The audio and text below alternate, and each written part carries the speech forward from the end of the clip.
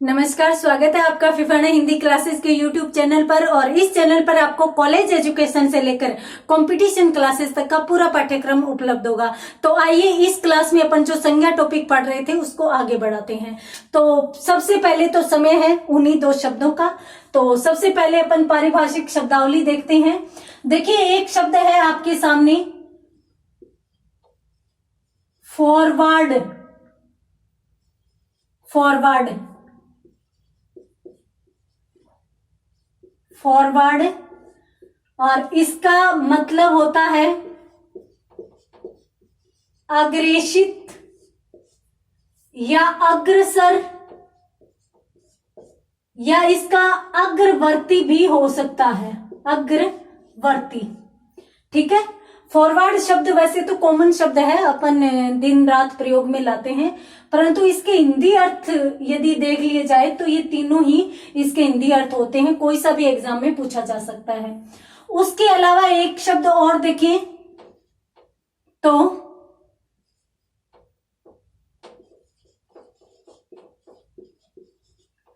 Mandatory. Mandatory ये शब्द है, और मैंडेटरी शब्द का अर्थ होता है अधिदेशात्मक। और अधिदेशात्मक, देखिए अधिदेश से संबंधित कोई चीज होती है वो अनिवार्य मानी जाती है, तो इसके लिए अनिवार्य शब्द भी प्रयोग किया जा सकता है। मैंडेटरी, MANDATORY, मैंडेटरी, जो अधिदेशात्मक या अनिवार्य हो सकता है। तो ये दो शब्द तो ये हो गए। उसके बाद अपन बात करते हैं राजस्थानी शब्दों की। तो राजस्थानी शब्दों में यदि दो शब्दों की बात करें तो देखिए, एक शब्द है अंगाठियों। अंगाठियों या अंगाठी भी इसे बोल दिया जाता है, अंगाठी। ठीक है। इसका मतलब क्या होता है? इसका मतलब होता है गुंथी हुई, गुंथी हुई रंगीन डोरी। रंगीन डोरी। देखिए, राजस्थानी में ये राजस्थानी भाषा के शब्द हैं, और सामान्यतः ग्रामीण इलाकों में काफी बार अपन डोरियों को गूंथ गूंथ कर और उनसे कुछ काम में ले लेते हैं। कभी कभार तो उन चीजों से गूंथ गूंथ कर और रंगीन डोरी पतली पतली बना करके उनसे चारपाई यानी खाट आदि भी बना ली जाती है। तो इसलिए उन चीजों को क्या कहा जाता है? अंगाठियों या अंगाठी। अब चूंकि अंगाठियों या अंगाठी की बात आ गई तो अपन एक शब्द यहाँ पर और क्लियर कर लेते हैं। कौन सा? अंगीठी, जो इससे मिलता जुलता ही शब्द है। अंगीठी को अपन क्या कहते हैं? सिगड़ी भी कह देते हैं। ठीक है। और ये होता क्या है? ये एक छोटा सा चूल्हा होता है, एक प्रकार का छोटा चूल्हा होता है, जिसे अपन कहीं भी उठाकर ले जा सकते हैं। और छोटे चूल्हे के साथ साथ इसको एक चीज और भी कहते हैं। देखिए, अंगीठी या सिगड़ी अर्थी को भी कहते हैं। अर्थी, जिसे अपन शवशैया बोलते हैं ना, शवशैया, तो उसे भी कहते हैं। सामान्यतः अंगीठी या सिगड़ी ये तो प्रत्येक घर में प्रयोग में लाया जाने वाला शब्द है, प्रत्येक घर में लाया जाने वाला शब्द है, जबकि अर्थी या शवशैया ये थोड़ा सा अलग सा शब्द है। तो एक बार इसका स्क्रीनशॉट ले लीजिए, उसके बाद अपन अपने मूल टॉपिक की तरफ आगे बढ़ते हैं। तो फॉरवर्ड अग्रेषित, अग्रसर या अग्रवर्ती। मैंडेटरी अधिदेशात्मक या अनिवार्य। अंगाठियों या अंगाठी गूंथी हुई रंगीन डोरी। अंगीठी या सिगड़ी, जिसमें आप छोटा चूल्हा, ये तो अपन लगभग सभी प्रयोग में लाते हैं, जबकि अर्थी ये एक ध्यान में रखने वाला शब्द है। तो चलिए अपन अपने टॉपिक की तरफ बढ़ते हैं। अपना आज जो टॉपिक रहेगा आज की क्लास में वो संज्ञा ही रहेगा, क्योंकि संज्ञा को ही अपन आगे बढ़ाने वाले हैं। अब संज्ञा में अपन क्या पढ़ रहे थे? देखिए, संज्ञा में अपन पढ़ रहे थे संज्ञा से संबंधित विशिष्ट नियम। विशिष्ट नियम पढ़ रहे थे, और विशिष्ट नियमों में सबसे पहला नियम अपनों ने देखा कि किस प्रकार से व्यक्तिवाचक संज्ञा के शब्द है वो जातिवाचक संज्ञा में चले जाते हैं। उसके बाद अगला नियम अपन पढ़ रहे थे कि जातिवाचक संज्ञा शब्द किस प्रकार से एक वचन में प्रयुक्त होने के कारण वो व्यक्तिवाचक संज्ञा बन जाते हैं, व्यक्तिवाचक संज्ञा बन जाते हैं। ठीक है, हमने पहले देखा कि व्यक्तिवाचक वाले जातिवाचक में क्यों जाते हैं, गुण से संबंधित होने के कारण या गुण प्रकट करने के कारण। तो जातिवाचक वाले व्यक्तिवाचक में क्यों जाते हैं, वो एक वचन में प्रयुक्त होने के कारण चले जाते हैं। जैसे मान लो इसके और उदाहरण देखें, कल अपनों ने 2-4 उदाहरण तो देखे थे, आगे यदि अपन और उदाहरण देखें तो देखिए एक शब्द आपके सामने है पंडित जी। पंडित जी बहुत होते हैं, ठीक है, अपन सामान्यतः पूजा पाठ करवाते हैं, कोई भी उत्सव आदि का आयोजन करते हैं, शादी विवाह होते हैं तो पंडित जी को बुलाते हैं और लगभग प्रत्येक घर में पंडित आते हैं। तो पंडित जी हो गए, और इसके साथ साथ एक शब्द चाचा, तो घर में लगभग लोगों के चाचा होते हैं, और यदि घर में नहीं है तो आस पड़ोस मोहल्ले में गांव में कहीं न कहीं तो चाचा होते ही हैं। अर्थात ये बहुवचन सूचक शब्द है और इसलिए किसमें जाएगा, जातिवाचक संज्ञा में। लेकिन मैंने यहां पर यूं कह दिया पंडित जी या चाचा हमारे देश के प्रथम प्रधानमंत्री थे। तो अब यहाँ पर कौन से चाचा और कौन से पंडित जी के बारे में बात हो रही है, हम समझ गए कि जवाहरलाल नेहरू जी के बारे में बात हो रही है, और उनके बारे में बात होने के कारण या फिर पंडित जी व चाचा शब्द नेहरू जी के अर्थ में रूढ़ होने के कारण, और ये शब्द किस में जाएंगे, व्यक्तिवाचक संज्ञा में जाएंगे। तो यहाँ पर 2 चीज होगी, एक तो जातिवाचक संज्ञा का शब्द यदि किसी विशेष अर्थ में रूढ़ हो जाता है, और फिर यदि वो एक वचन में प्रयुक्त होता है तो वो व्यक्तिवाचक में चला जाता है। एक और उदाहरण देख लीजिए, जैसे एक उदाहरण है देवी।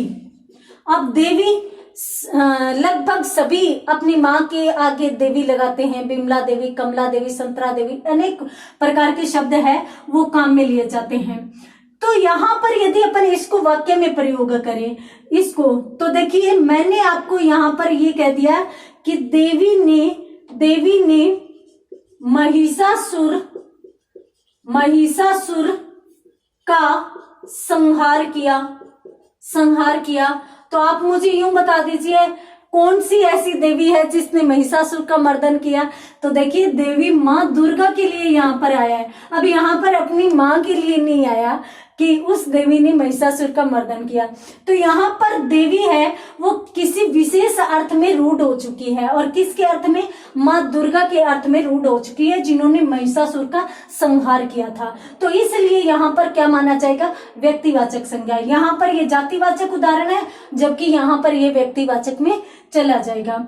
यदि और अन्य उदाहरण भी यदि अपन देखें तो एक शब्द अपने सामने है सरदार। सरदार एक जाति है, और जाति व समूह से संबंधित होने के कारण किस में जाएगा, जातिवाचक में जाएगा, हम जानते हैं। परंतु इसको भी मैंने वाक्य में प्रयोग इस प्रकार से कर दिया, कैसे कि राजस्थान के एकीकरण में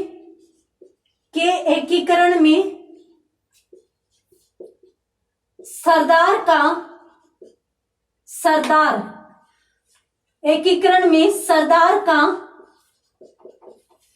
महत्वपूर्ण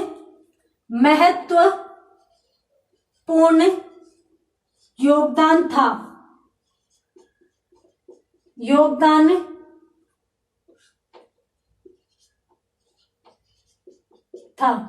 अब यहाँ पर सरदार है, ये जाति है तो जातिवाचक संज्ञा, परंतु राजस्थान के एकीकरण में सरदार का महत्वपूर्ण योगदान था। तो राजस्थान के एकीकरण में कौन से सरदार का महत्वपूर्ण योगदान था, तो सरदार पटेल का।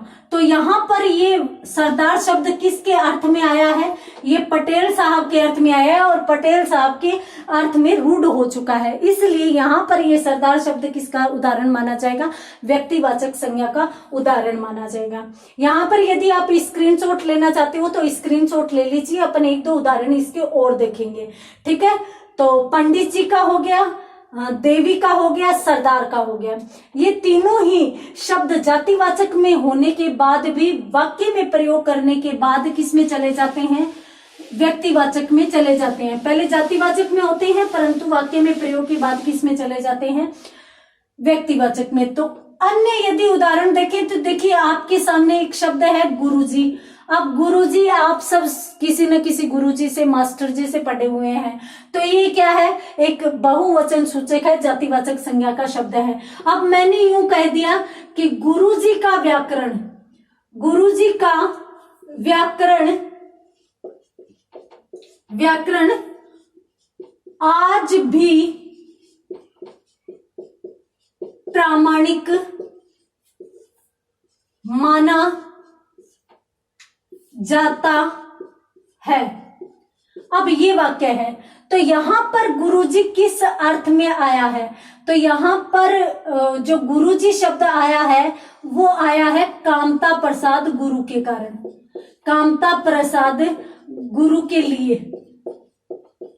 देखिए कामता प्रसाद गुरु का व्याकरण है वो मानक व्याकरण माना जाता है, जो कि प्रामाणिक व्याकरण है। तो उनके कारण यहाँ पर गुरुजी शब्द आने के कारण, या गुरुजी कामता प्रसाद गुरु के अर्थ में रूढ़ होने के कारण यहाँ पर कौन सी संज्ञा मानी जाएगी, व्यक्तिवाचक संज्ञा मानी जाएगी।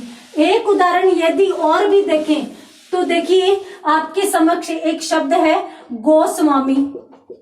गोस्वामी, अब गोस्वामी या गोसाई एक जाति होती है, तो किस में माना जाएगा, जातिवाचक संज्ञा में। लेकिन मैंने यहाँ पर वाक्य प्रयोग में यूं लिख दिया कि गोस्वामी जी ने रामचरित मानस की रचना की।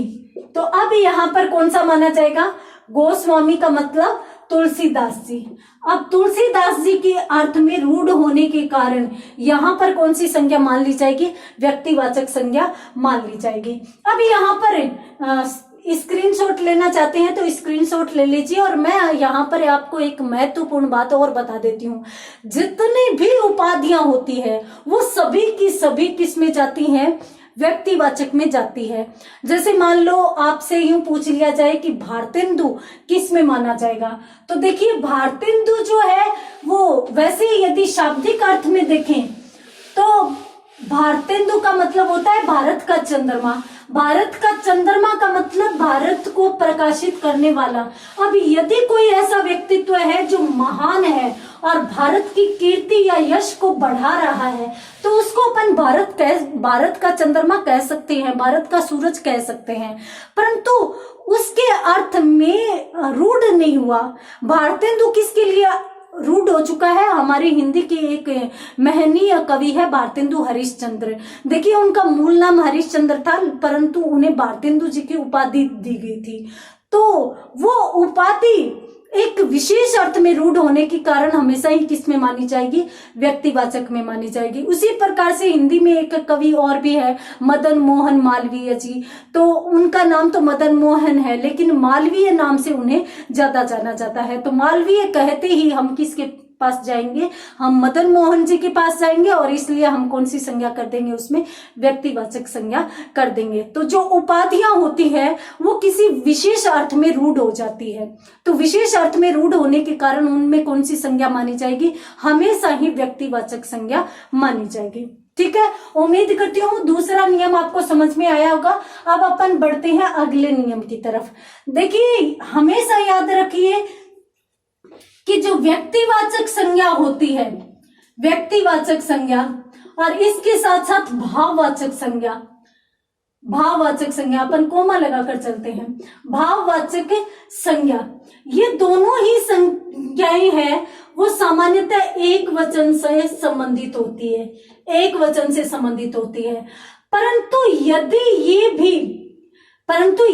ये भी बहुवचन का बोध कराने लगे, किसका, बहुवचन का वो बोध कराने लगे, तो वो भी किस में जा सकती है, जातिवाचक संज्ञा में जा सकती है, संज्ञा में जा सकती है। देखिए व्यक्तिवाचक का वैसे तो जातिवाचक अपनों ने देख लिया है, किसके कारण, गुण के कारण, परंतु सीधा का सीधा तरह यदि अपन व्यक्तिवाचक कोई शब्द है और उसको ओकारांत बना दे। अब ओकारांत, एकारांत, ईकारांत ये क्या होता है?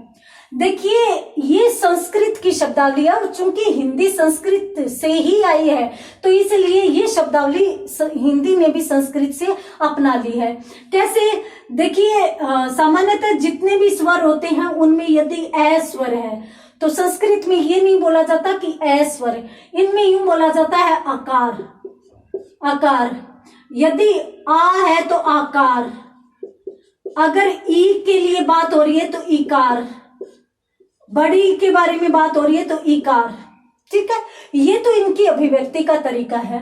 और यदि किसी शब्द के अंत में ए आ रहा है तो अपन क्या कह देते हैं? एकारांत, एकारांत।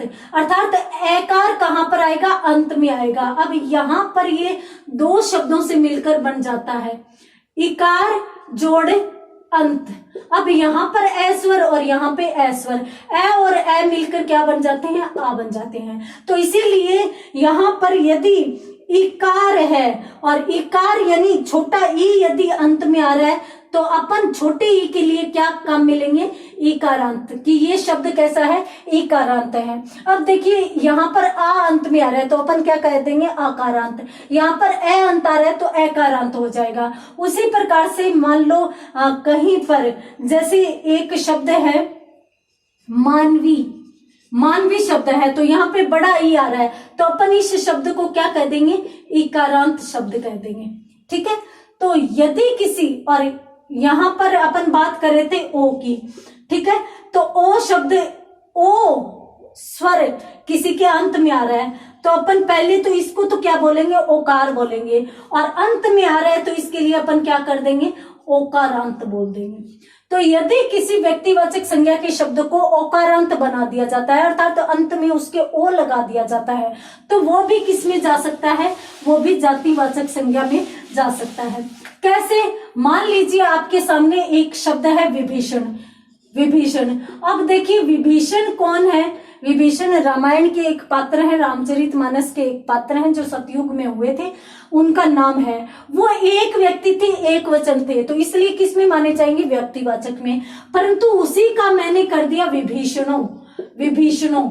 जैसे मान लो यूं कह दें कि आजकल विभीषणों की कमी नहीं है, विभीषण को घर का भेदी कहते हैं ना, घर का भेदी लंका ढाए, तो उसी प्रकार से इनको भेदी माना जाता है। तो इसलिए अगर इस प्रकार का वाक्य आपके सामने आ जाए या इस प्रकार से शब्द आपके सामने आ जाए तो वो किस में जाएगा? ओकारांत होने के कारण जातिवाचक में चला जाएगा। उसी प्रकार से मान लो जयचंद शब्द है, जयचंद है।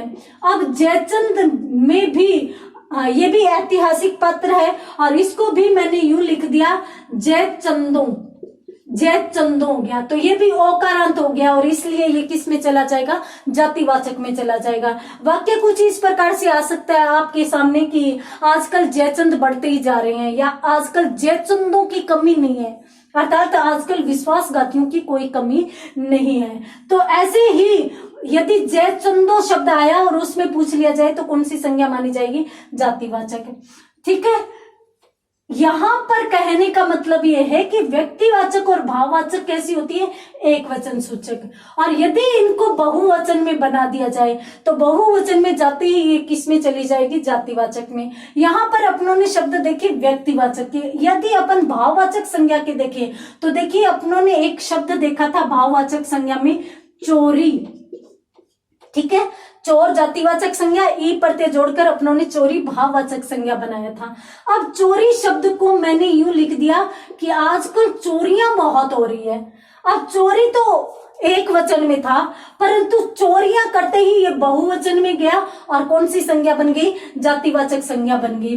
उसी प्रकार से मैंने यूं कह दिया कि प्रार्थना, अब प्रार्थना एक भाव है परंतु उसी का यदि ये बना लिया जाए कि प्रार्थनाएं, तो ये प्रार्थनाएं यानी बहुवचन सूचक हो गया और बहुवचन सूचक होते ही किस में चला जाएगा? जातिवाचक में चला जाएगा। उसी प्रकार से एक शब्द है दूरी। ठीक है, और मैंने यूं कह दिया दूरी और नजदीकी दोनों का देख लेते हैं, नजदीकी।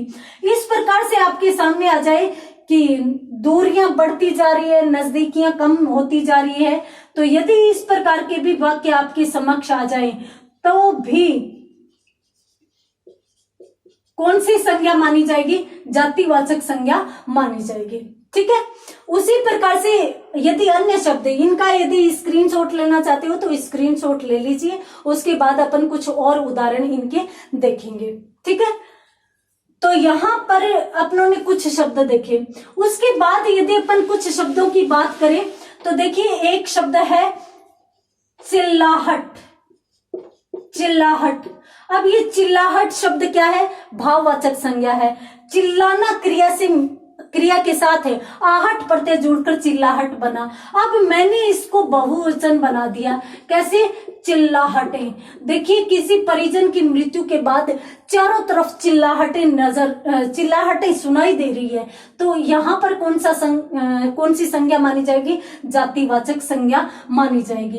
एक शब्द है मानवता। अब मानवता कैसी संज्ञा है? भाववाचक संज्ञा है। और मैंने यूं कह दिया कि मानवताओं रहित मनुष्य पशु है। मानवताओं रहित मनुष्य कैसा है? पशु है। अब इस प्रकार से एक शब्द आ जाए तो मानवता का क्या हुआ? मानवताओं हुआ, और मानवताओं होते ही वो कौन सी संज्ञा में जाएगा? जातिवाचक संज्ञा में जाएगा। तो इस प्रकार से इस प्रकार के यदि शब्द आ जाए तो वो भी कौन सी में जाएंगे? जातिवाचक संज्ञा में। ये अपना अगला नियम था, और इसमें अपनों ने देखा कि व्यक्तिवाचक या भाववाचक संज्ञा के एक वचन सूचक शब्द यदि बहुवचन में चले जाएं तो उसमें भी कौन सी संज्ञा मानी जाएगी? जातिवाचक संज्ञा मानी जाएगी। अब अपन आते हैं अगले नियम की ओर। देखिए, एक नियम ये भी कहता है कि देखिए, यदि कोई विशेषण शब्द है और वो भी यदि बहुवचन में चला जाए, अब बहुवचन में वो चाहे कैसे जाए, चाहे ओकारांत होकर जाए या अन्य किसी माध्यम से जाए। सामान्यतः अपन ओकारांत को बहुवचन मानते हैं, क्योंकि दूरियों, नजदीकियों, इस प्रकार के शब्द अक्सर अपन देखते हैं, तो इसलिए ओकारांत मानते हैं। तो यदि कोई विशेषण शब्द है और वो भी यदि बहुवचन में जाता है, चाहे वो ओकारांत के माध्यम से जाए, तो वो भी किस संज्ञा में चला जाता है? जातिवाचक संज्ञा में चला जाता है। अब यहाँ पर आप क्या समझे? यहाँ पर आपको ये तय कर लेना है कि चाहे व्यक्तिवाचक संज्ञा का शब्द हो, चाहे कोई विशेषण शब्द हो, चाहे कोई भाववाचक संज्ञा के शब्द हो, यदि कोई भी किसी भी संज्ञा के शब्द या विशेषण शब्द ओकारांत या बहुवचन में चले जाते हैं तो वो किस में चले जाएंगे? जातिवाचक संज्ञा में। हमेशा याद रखना, बहुवचन मात्र एक जातिवाचक संज्ञा, एक वचन भाववाचक में भी चली जाती है और व्यक्तिवाचक भी चली जाती है। अब देखते हैं विशेषण शब्दों को। देखिए, अपनों ने एक शब्द देखा था अमीर। ठीक है। और अमीर अपनों ने विशेषण शब्द देखा था, गरीब अपनों ने विशेषण शब्द देखा था। इसके साथ यदि ई प्रत्यय जोड़ दिया जाए तो अमीरी, गरीबी, ये भाववाचक संज्ञाएं हो जाती है। ठीक है। तो यहां पर अपन दोनों शब्दों को ले लेते हैं, अमीर और गरीब। ये कैसे शब्द है? विशेषण शब्द है। ठीक है। यदि अमीरी गरीबी हुआ तो भाववाचक संज्ञा, और यदि इस प्रकार से आ जाए अमीरों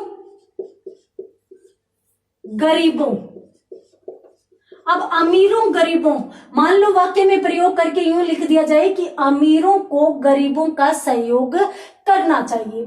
अमीरों को गरीबों का सहयोग करना चाहिए। अब अमीरों कौन? वो सभी पूंजीपति वर्ग आ गया। ठीक है, जो बहुत पैसे वाले हैं। और गरीब जिनको सहायता की आवश्यकता है वो लोग आ गए। तो उन लोगों के लिए जो बहुत सारे हैं और उन लोगों के लिए भी जो बहुत सारे हैं, तो इसलिए बहुत सारे लोगों यानी बहुवचन सूचक होने के कारण वो किस में चले जाएंगे? जातिवाचक संज्ञा में चले जाएंगे। ठीक है। उसी प्रकार से एक शब्द है अच्छा या बुरा, ये दो शब्द है। अब अच्छा और बुरा दोनों ही शब्द कैसे माने जाते हैं? विशेषण। ठीक है। तो यहां पर यदि मैंने यूं कह दिया कि अच्छों के छक्के छूट गए, ठीक है। तो अच्छों अच्छों के यानी बहुत से लोग आए जो बहुत अच्छे अच्छे थे, बहुत शक्तिशाली थे, परंतु उसके सामने आते ही उनके भी छक्के छूट गए। तो इस प्रकार से अच्छो शब्द आ जाए चाहे बुरो शब्द आ जाए, ठीक है, बुरों से डरना चाहिए। तो अच्छों और बुरों शब्द आ जाए तो वो किस में चले जाएंगे, जातिवाचक संज्ञा में चले जाएंगे, न कि विशेषण में। उसी प्रकार से एक शब्द मैंने आपको और बताया था, छोटा बड़ा, ये भी विशेषण शब्द होते हैं। अब यहां पर इस प्रकार से आ जाए कि बड़ों को प्रणाम, बड़ों को प्रणाम, वह छोटों को शुभाशीष, इस प्रकार से शब्द आ जाए, ठीक है। अब यहां पर बड़ों को यानी जितने भी बड़े लोग हैं, छोटों को यानी जितने भी छोटे लोग हैं। अब बड़ों और छोटों आते ही और ये कौन सा शब्द माना जाएगा, जातिवाचक संज्ञा का शब्द माना जाएगा। और बड़ों के संबंध में तो एक पद भी आता है, बड़े बड़ाई ना करे, बड़े न बोले बोल, रईमन हीरा कब कहे लाख हमारा मोल। यदि आप सेकंड लैंग्वेज हिंदी ले रहे हो रीट में, और सेकंड लैंग्वेज में सामान्यतः ऐसा होता है कि पैराग्राफ देकर और उससे संबंधित प्रश्न पूछा जाता है। तो पैराग्राफ किसी से संबंधित आ सकता है, गद्य से पद्य से संबंधित। तो यदि पद्य का है तो इस प्रकार का पद दे दिया कि बड़े बड़ाई ना करे, बड़े न बोले बोल। तो बड़े बड़ाई ना करे यानी जो बड़े लोग हैं वो अपनी बड़ाई नहीं करते, यानी बहुत सारे लोगों के संबंध में आते ही और वहां पर कौन सी संज्ञा मानी जाएगी, जातिवाचक संज्ञा मानी जाएगी, ठीक है। तो अपनों ने यहाँ पर संज्ञा से संबंधित कुछ नियम पढ़े थे, और संज्ञा से संबंधित जो विभिन्न नियम पढ़े उनमें अपनों ने एक ही चीज समझी है कि देखिए, रट्टा नहीं लगाना, चीजें समझकर, और सामान्यतः एग्जाम में प्रश्न एग्जामिनर के हिसाब से करना है, विकल्प देखकर और फिर उत्तर का चयन करना है। दोनों चीजें देखनी है कि शब्द आया है या वाक्य में प्रयोग करते हुए शब्द दिया गया है। जो भी शब्द आया है या वाक्य में प्रयोग करके शब्द आया है तो वो किस प्रकार का भावार्थ दे रहा है, उसके आधार पर अपने को उत्तर करना है। यहाँ पर संज्ञा से संबंधित विशिष्ट नियम तो क्लियर हो जाते हैं। एक चीज बचती है, देखिए ये एक विशेष बात है कि यदि कोई क्रिया शब्द है और वो कर्ता की जगह काम में लिया जा रहा है, यानी कर्ता की तरह प्रयुक्त किया जा रहा है, और कर्ता सामान्यतः कौन होता है, संज्ञा होती है, ठीक है। तो यदि कोई क्रिया शब्द कर्ता की जगह प्रयोग किया जाए या संज्ञा की जगह प्रयोग किया जाए तो वह क्रिया न रहकर संज्ञा कहलाती है। और वो संज्ञा कौन सी कहलाती है, क्रियार्थक संज्ञा कहलाती है। एग्जाम में सीधा का सीधा प्रश्न आया हुआ है कि यदि कोई क्रिया शब्द संज्ञा के समान प्रयुक्त हो या संज्ञा की जगह प्रयोग में लाया जाए तो वो क्या कहलाती है, क्रियार्थक संज्ञा कहलाती है, वो क्रिया नहीं रहेगी। जैसे आपको पता है, आप जानते हैं कि चलना कैसा शब्द है, क्रिया शब्द है, हम जानते हैं। घूमना कैसा शब्द है, क्रिया शब्द है। दौड़ना कैसा शब्द है, क्रिया शब्द है। जिनके बाद ना प्रत्यय होता है वो सारे के सारे क्रिया शब्द होते हैं, ठीक है। अब मैंने यूं कह दिया कि मुझे चलना चाहिए, ठीक है, क्रिया शब्द है। मुझे दौड़ना चाहिए, मैं घूमने जा रही हूं, तो इस प्रकार यदि आ जाए तो ये कौन से रहेंगे, क्रिया शब्द। परंतु इसको कर्ता की जगह प्रयोग कर दिया जाए, जैसे मान लो घूमना सेहत के लिए लाभदायक है। अब यहां पर घूमना क्या हो गया, क्रिया, यानी कर्ता की जगह प्रयोग में लिया जा रहा है और घूमना की विशेषता बतलाई जा रही है कि घूमना क्या है, सेहत के लिए लाभदायक है। तो अब यहां पर कर्ता की जगह प्रयोग में लाने के कारण अब ये क्रिया न होकर क्या मानी जाएगी, क्रियार्थक संज्ञा, यानी ऐसा क्रिया शब्द जो संज्ञा की तरह प्रयोग में लिया गया है। उसी प्रकार से यदि मैं आपको एक शब्द और बताऊं कि चलना सुबह अच्छा रहता है, अब यहाँ पर चलना शब्द क्रिया होते हुए भी कर्ता के समान प्रयुक्त हुआ है और संज्ञा के समान प्रयुक्त हुआ है, तो ये कैसा शब्द माना जाएगा? क्रियार्थक संज्ञा। घूमना, घूमना भी स्वास्थ्य के लिए लाभप्रद होता है। इस प्रकार से शब्द आ जाए तो कौन सी संज्ञा मानी जाएगी? क्रियार्थक संज्ञा मानी जाएगी। उम्मीद करती हूँ संज्ञा टॉपिक अपनों ने बहुत अच्छे से पढ़ा है, आपको बहुत अच्छे से समझ में भी आया होगा। अगली क्लास में अगले टॉपिक के साथ, तब तक के लिए धन्यवाद।